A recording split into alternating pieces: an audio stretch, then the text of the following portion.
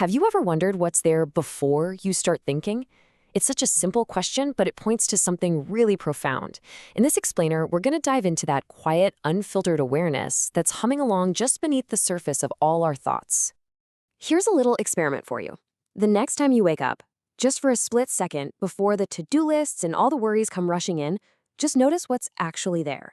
You might feel the warmth of the blankets, see the morning light, hear a bird outside, but before your mind slaps a label on any of it, there's just this simple, aware presence. But that simple, quiet presence, it gets covered up almost instantly. So why is that? Well, it's because our minds they're relentless storytellers. They're built for it. They take every raw sensation, every little bit of data, and immediately weave it into a story. It's how we make sense of the world for sure, but it also creates this kind of veil between us and what's actually happening. And that brings us to our first big idea, what some have called the tyranny of thought. Look, our thinking mind is an incredible tool. There's no doubt about it. It builds skyscrapers and sends rovers to Mars. But when it's just left to run on autopilot 24/7, it can kind of exile us from our own lives, from the direct experience of being here. So what does that mean for us? It means we end up living our lives through a filter. Instead of experiencing the world directly, raw and unfiltered, we experience our thoughts about the world. We're basically living in a second-hand world, one that's made up of concepts, labels, and judgments, instead of, the real thing. Just look at how fast this happens. Raw reality is just a flash of red, a sharp sound, a pressure in your chest, but almost instantly, boom, the mind spins a story. Oh, a beautiful sunset. Ugh, that car alarm is so annoying. Okay, I am feeling anxious now. See what happened there? In that tiny little translation, the raw, direct experience, the simple isness of it all, it gets lost. We're not with the sensation anymore, we're with our story about it. And the biggest story our mind tells, this is its masterpiece really, is the idea of a solid, separate me. This I is the main character in every single one of our stories. But here's a radical thought. What if this self, this I, isn't a permanent, solid thing at all, but just the most persistent thought that shows up in our awareness? Okay, so this brings us to the absolute heart of our explainer. If we can learn to peek behind the curtain of the story, what do we find? We find that presence that was there all along, a silent, pure awareness that is the background for literally everything we experience. Some traditions give this a name that is so deceptively simple. They just call it this. And the name itself is a pointer. It's not a thing your mind can grab onto. It's the immediate, vibrant reality of this very moment, before your mind has even had a chance to name it. It's just the raw fact that you are aware. The Zen master Dogen put this beautifully way back in the 13th century. When he says to forget the self, he isn't talking about getting amnesia or anything like that. He just means letting go of that persistent concept of me, just for a moment. And when we do that, reality, the myriad things, can finally show up as it is, not just as we think it is. This experience of reality just showing up as it is has another great name in the Zen tradition, tathata, or thusness. It points to the vivid, almost luminous quality of the world when we stop plastering our judgments all over it. It's not good, it's not bad, it's not mine or yours, it's just thus. So the big question is, how do we actually access this?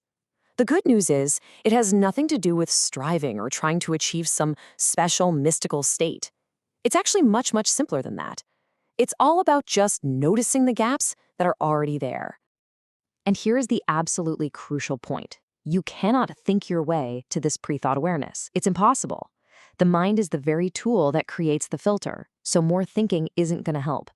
The practice is actually one of subtraction, of gently letting the mental clutter fall away so you can see what's been underneath it the whole time. Let's be honest, most of the time, our minds feel like this, right? A chaotic jumble of thoughts, anxieties, plans, memories, all shouting over each other, all competing for our attention. It can feel totally solid, constant, and frankly, pretty overwhelming. But when we start to practice just observing all this chaos, maybe through something like mindfulness, an amazing thing happens. We start to notice little spaces between the thoughts. We realize the chatter isn't as solid and nonstop as we thought it was. These little gaps of silence start to appear. So what's in those gaps? What's left when that stream of thought finally quiets down, even for just a moment? Well, simply this. That single dot isn't another thought. It represents the simple, silent, unobscured awareness that was there all along.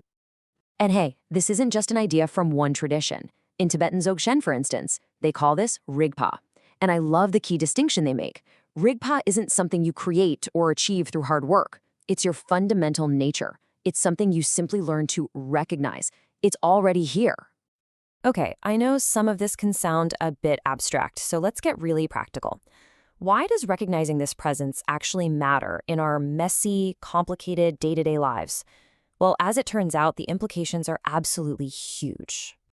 You know, when we're anchored in this deeper awareness, physical or emotional pain might still come up, but the story we tell ourselves about it, the suffering part, it just loses its grip. Creativity starts to flow more freely because it's coming from a quieter place. We start to feel our connection to other people more deeply, so compassion isn't just a duty, it's natural. And we can start to act with real clarity instead of just reacting from our old patterns and habits. And what's really cool is this isn't just philosophy. There's a scientific angle too. Neuroscientists have actually found that in experienced meditators, the part of the brain that's responsible for all that self-referential chatter, the me story, it actually quiets down. Science can't measure the experience itself, of course, but it can see its footprints in the brain. So let's bring all this together. But I don't really want to leave you with a nice, tidy conclusion. I'd rather leave you with an invitation, a direct invitation to go explore this in your own experience. And let's be absolutely clear. This awareness we're talking about is not some far-off mystical state for special people on mountaintops. It is right here, right now. It's in the feeling of your feet on the floor, the sound of the room you're in, the simple sensation of your own breathing. It is the most ordinary, and therefore the most available, thing in the world. So I'm going to leave you with the same question we started with, but this time it's an experiment you can try anytime, anywhere. Just pause for a second and gently ask yourself, what is here, right now, before my mind puts a label on it? And as you do that, just remember this one little clue. The answer you're looking for isn't another thought. It's not a new word or some clever concept. The answer is the experience itself, that direct, wordless noticing. It's simply this. Thank you for exploring it with me.